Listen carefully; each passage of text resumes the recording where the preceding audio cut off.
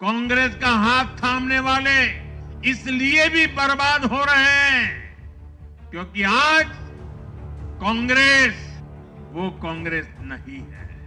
दिल्ली के चुनाव में कांग्रेस ने जीरो की डबल हैट्रिक लगाई है।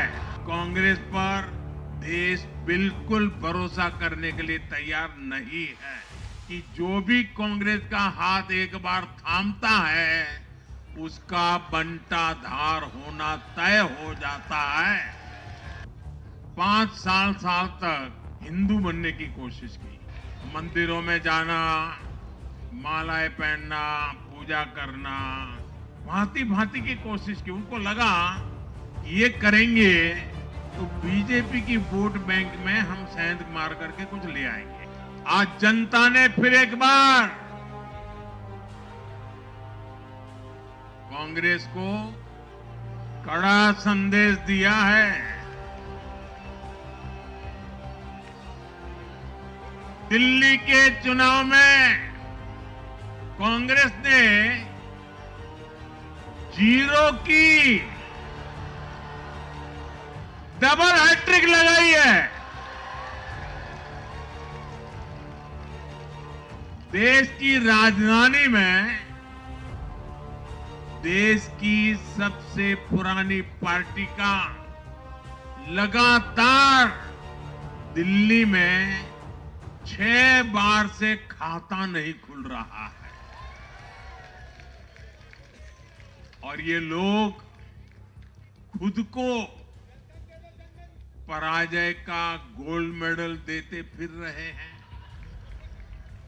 सच्चाई ये है कि कांग्रेस पर देश बिल्कुल भरोसा करने के लिए तैयार नहीं है। पिछली बार मैंने कहा था कि कांग्रेस एक परजीवी पार्टी बन चुकी है। ये खुद तो डूबती है, अपने साथियों को भी डुबोती है। साथियों, कांग्रेस एक के बाद एक अपने सहयोगियों को खत्म कर रही है और इनका तरीका भी बड़ा मजेदार है। आज की कांग्रेस अपने सहयोगियों की जो भाषा है, जो उनके एजेंडा है, उसी को चुराने में लगी हुई है। उनके मुद्दे चुराती है, फिर उनके वोट बैंक में सेंध मारती है। यूपी में कांग्रेस उस वोट बैंक को छीनने की कोशिश कर रही है जिस पर समाजवादी पार्टी और बीएसपी अपना हक मानती थी। मुलायम सिंह जी इसको बराबर समझ गए थे। इसी तरह तमिलनाडु में कांग्रेस आज डीएमके की भाषा डबल जोर से बोलती है। उनको डीएमके के वोटर को लुभाना करके खुद की हैसियत बनानी है। बिहार में भी ये कांग्रेस ही है जो जातिवाद का जहर फैलाकर अपनी सहयोगी आरजेडी का जो पेटेंट है उसी जमीन को खाने में जुट गई है। ठीक ऐसा ही हाल जम्मू कश्मीर, बंगाल में भी कांग्रेस ने अपने सहयोगियों का किया है। अब आज दिल्ली में भी साफ हो गया कि जो भी कांग्रेस का हाथ एक बार थामता है उसका बंटा धार होना तय हो जाता है।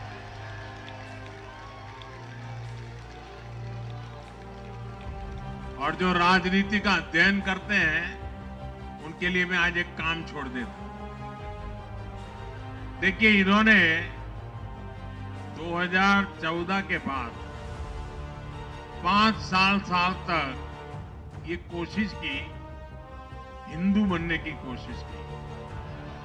मंदिरों में जाना, मालाएं पहनना, पूजा करना, भांति भांति की कोशिश की। उनको लगा ये करेंगे तो बीजेपी की वोट बैंक में हम सेंध मार करके कुछ ले आएंगे, लेकिन उनकी दाल गली नहीं।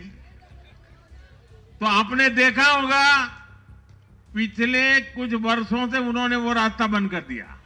उन्होंने माना कि ये भाजपा का क्षेत्र है, उसमें पैर नहीं डाल सकते। अब जाए तो जाए कहा, तो ये राज्यों की जो अलग अलग पार्टियां अलग अलग अपने मुद्दों पर जो अपनी जान चला रही हैं, अब उनकी नजरें उन पर है।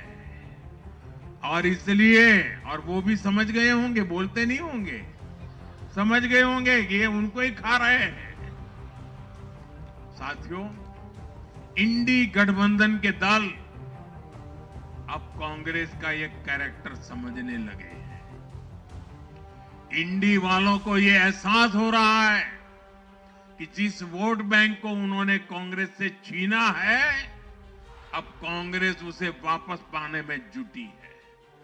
इसलिए दिल्ली में हमने देखा इंडी के ही दलों ने एकजुट होकर कांग्रेस को हैसियत बताने की कोशिश की, अपने वोट बैंक को रोकने की कोशिश की। ये मीडिया वालों को पता नहीं समय नहीं मिला, अब तो समय ही समय है उनके पास। इंडी गठबंधन पूरा दिल्ली में कांग्रेस के खिलाफ मैदान में उतरा था, और फिर भी क्या हाल हुआ देखिए, दोनों तरफ। साथियों, वो कांग्रेस को रोकने में तो सफल रहे, लेकिन आपदा को बचाने में कामयाब नहीं हो पाए।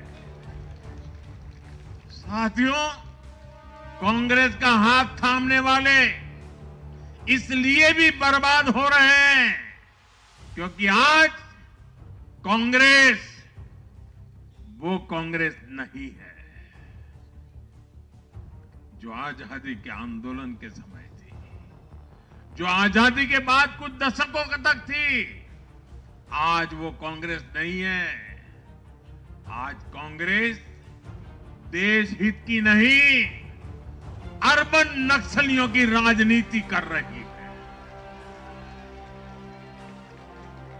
कांग्रेस के नेता जब कहते हैं वो भारत से लड़ रहे हैं, इंडियन स्टेट से लड़ रहे हैं, ये नक्सलियों की भाषा है। ये समाज में, देश में अराजकता लाने की भाषा है। और यहां दिल्ली में तो आपदा भी उसी अर्बन नक्सली सोच को ही आगे बढ़ा रही थी। कांग्रेस की यह अर्बन नक्सली सोच राष्ट्र की उपलब्धियों पर अटैक करती है। ये पूरी दुनिया में अपनी ही सोच का आर्थिक, सामाजिक और राजनीतिक निजाम लाना चाहती है।